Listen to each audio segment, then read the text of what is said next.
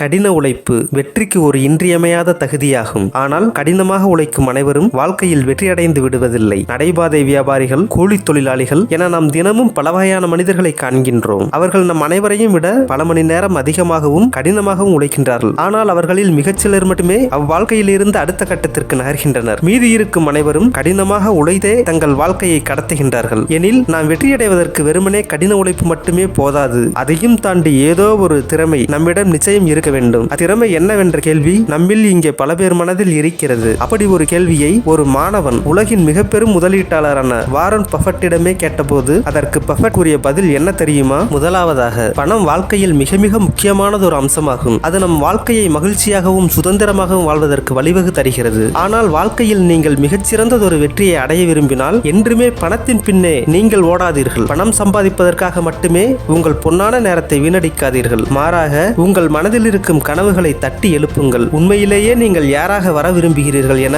உங்களை நீங்களே கேட்டு தீர்மானித்துக் கொள்ளுங்கள். உங்களுக்கான இலக்குகளை தீர்மானித்துக் கொள்ளுங்கள். அந்த இலக்கினை நோக்கி உழைக்க ஆரம்பியுங்கள். அதன் பிறகு நீங்கள் நினைத்தாலும் நிறுத்த முடியாத அளவுக்கு பணம் கொட்ட ஆரம்பிக்கும். எனவே என்றுமே பணத்தின் பின்னால் செல்லாதீர்கள். பணத்தினை உங்கள் பின்னால் வர வைப்பது எவ்வாறு என்பதை சிந்தியுங்கள். கண்மூடித்தனமாக உழைக்காமல் உங்களது இலக்குகளை அடைவதற்கு தேவையான உழைப்பில் மட்டும் கவனம் செலுத்துங்கள். அப்பொழுதுதான் உங்களிடம் பணமும் இருக்கும், வாழ்க்கையை அனுபவித்து வாழ நேரமும் இருக்கும். அந்த ஓய்வு நேரம் உங்களது மனதில் மேலும் பல புதிய திட்டங்களை உருவாக்கும். இரண்டாவதாக, உங்களுக்காக அடுத்தவர்களை உழைக்கச் செய்வது எவ்வாறு என்பதை சிந்தித்து கண்டறியுங்கள். நிச்சயமாக உங்களுடைய இலக்குகளை அடைய தேவையான அனைத்து முயற்சிகளையும் நீங்களே உங்கள் கைகளை கொண்டு மட்டுமே செய்ய வேண்டும் என்ற எந்த அவசியமும் இல்லை. உங்களது தேவைகளை பிறரை வைத்து பூர்த்தி செய்து கொள்வது எவ்வாறு என்ற அறிவு உங்களிடம் இருக்க வேண்டும். இந்த யுத்தியையே நான் எனது இளமை காலத்திலிருந்து பின்பற்றி வருகிறேன். இதுவே இன்று எனக்கு இவ்வளவு பெரிய செல்வத்தை உருவாக்கி தந்தது. மூன்றாவதாக, எவரிடமும் நற்சான்றிதழ் வாங்க முயற்சி செய்யாதீர்கள். உங்களுடைய கனவுகளை அடைய எதை செய்ய வேண்டுமோ அதை செய்வது மட்டுமே உங்களது வேலை. மாறாக உங்களது முயற்சிகளை பிறர் அங்கீகரிக்க வேண்டும், பிறர் பாராட்ட வேண்டும் என நீங்கள் விரும்பினால் அந்த அங்கீகாரத்தை பெறுவதற்காக பல தேவையற்ற வேலைகளில் உங்கள் நேரத்தை விரயம் செய்ய வேண்டியிருக்கும். உண்மையிலேயே உங்கள் வாழ்க்கையில் ஒரு உறுதியான வெற்றியை அடைய விரும்பினால் உங்களை நோக்கி அடுத்தவர்கள் வீசும் விமர்சனங்களை சகித்துக் கொண்டு